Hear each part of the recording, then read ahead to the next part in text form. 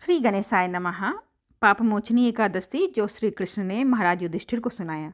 महर्षि लोमस ने कहा, हे नृपति, चैत्र मास के कृष्ण पक्ष की एकादशी का नाम पापमोचनी एकादशी है। उसके व्रत के प्रभाव से मनुष्यों के अनेक पाप नष्ट हो जाते हैं। मैं तुमसे इस व्रत की कथा सुनाता हूँ, ध्यानपूर्वक श्रवण करो। प्राचीन समय में चैत्रथ नाम का एक वन था। उनमें अप्सराएं किन्नरों के साथ विहार किया करती थी। वहाँ सदैव वसंत का मौसम रहता था, अर्थात उस जगह सदा नाना प्रकार के पुष्प खिले रहते थे। तभी गंधर्व कन्याएं विहार किया करती थी। कभी देवेंद्र अन्य देवताओं के साथ क्रीड़ा किया करते थे। उसी वन में मेधावी नाम के एक ऋषि भी तपस्या में लीन रहते थे। वे शिव भक्त थे।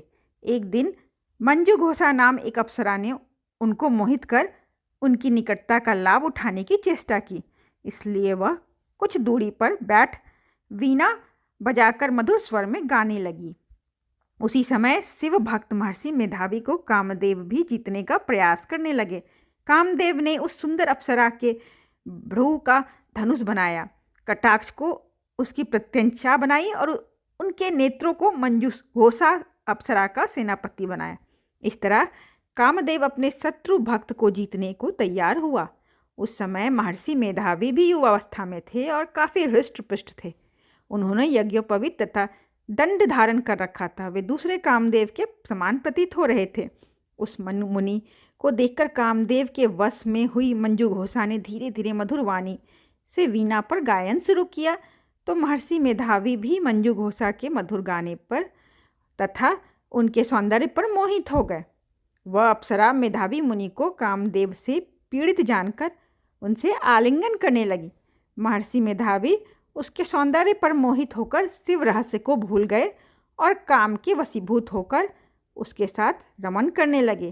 काम के वशीभूत होने के कारण मुनि को उस दिन रात का कुछ भी ज्ञान न रहा और काफ़ी समय तक वे रमन करते रहे। तदोपरांत मंजू घोषा उस मुनि से बोली, हे ऋषिवर, अब मुझे बहुत समय हो गया है, अतः स्वर्ग जाने की आज्ञा दीजिए। अप्सरा की बात सुनकर ऋषि ने कहा, हे मोहिनी, संध्या को तो आई हो, प्रातःकाल होने पर चली जाना। ऋषि के ऐसे वचनों को सुनकर अप्सरा उनके साथ रमन करने लगी। उसी प्रकार दोनों ने साथ साथ बहुत समय बिताया। मंजू घोषा ने एक दिन ऋषि से कहा, हे विप्र, अब आप मुझे स्वर्ग जाने की आज्ञा दीजिए। मुनि ने इस बार भी वही कहा, हे रूपसी, अभी ज़्यादा समय व्यतीत नहीं हुआ है, कुछ समय और ठहरो। आगे जारी है दूसरे पार्ट में।